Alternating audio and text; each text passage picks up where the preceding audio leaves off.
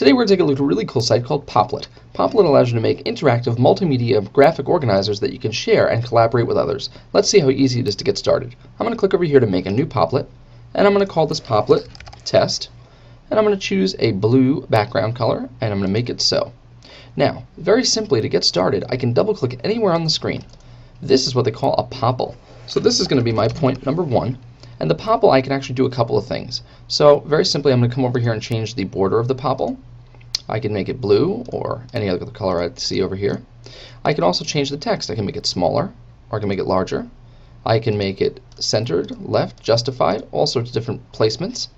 I can also draw pictures in the point 1. So for instance, if this was going to be point 1 and this was going to be the beginning of a story, let's say I was talking about the witch's hat, or Freytag's pyramid as we call it when we get older in English class, we could talk about the fact that this is going to be the setting over here.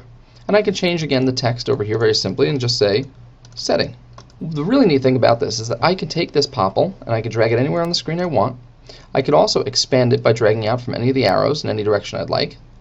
I can add new popples by clicking any of these little gray circles around the popple. So let's say I want to add one over here. Now I have a new popple. Okay, so let's get started over here. Again, I could take the drawing and again do the same type of drawing, but now point over here. And this would be, of course, the inciting incident. So I can add that as text. And of course, if I was doing this with a class, you can actually have examples from stories that the students were reading, or you can give an example of a story that they had already read. Notice how this is linked together. So I can take these and I can drag them around, and I can move the placement however I want. I'm going to show one more example, and over here what I'm going to do is click on a popple to the top, and I'm going to add it over here. Now notice I'm creating the witch's hat. If I wanted to see more of the screen, I could simply go over here to the top left and zoom out. So now I can create an actual witch's hat using these popples. And it really is a great way to show visually what's going on in the story. So the students can fill this in with the data that they want. One interesting thing that we'll take a look at now is adding content to popples. Let's take a look at how easy it is to include multimedia into these popples. That's what really makes them pop, if you ask me. So over here we can include content from Flickr, we can include Facebook photos, we can include YouTube videos, and we can include any content we want that we can upload from your computer. It's a really simple way to get started. So for instance, let's say I wanted to go over here and add a YouTube video. Click on that. I can search YouTube very simply, so I'm going to type in EdgeTecher and see what comes up. And we have over here, this was a wall wisher demonstration, so I'm going to add that to the popple. Ironically, this is very similar to wall wisher. And the way it gets similar to wall wisher, which is a great collaborative tool, is that this allows you to also share the popple. So I'm going to click on share in the upper right, and it says once you've shared the popple, it can be found on the internet, people can see it, you cannot unshare it. That's okay. I'm going to say let's start sharing.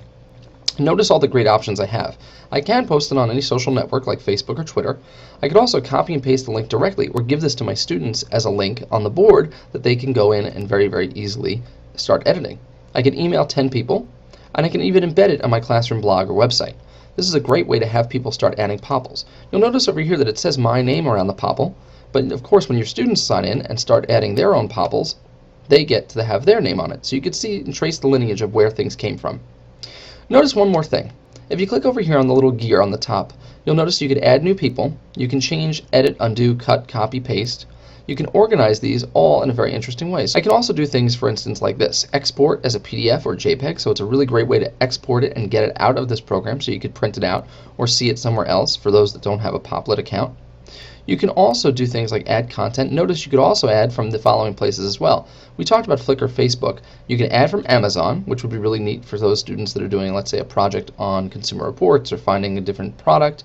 You could also add from Google Maps, which makes things really interesting as well. You can change the view mode to make it a presentation mode, which makes it full screen and takes away some of these editing options. You can hide all the name tags. In the labs, you'll find all the things that they're testing out with the software, some really, really neat things. For example, bounce mode, time warp, and permissions. It's a really great site. You definitely can check it out. It's popplet.com.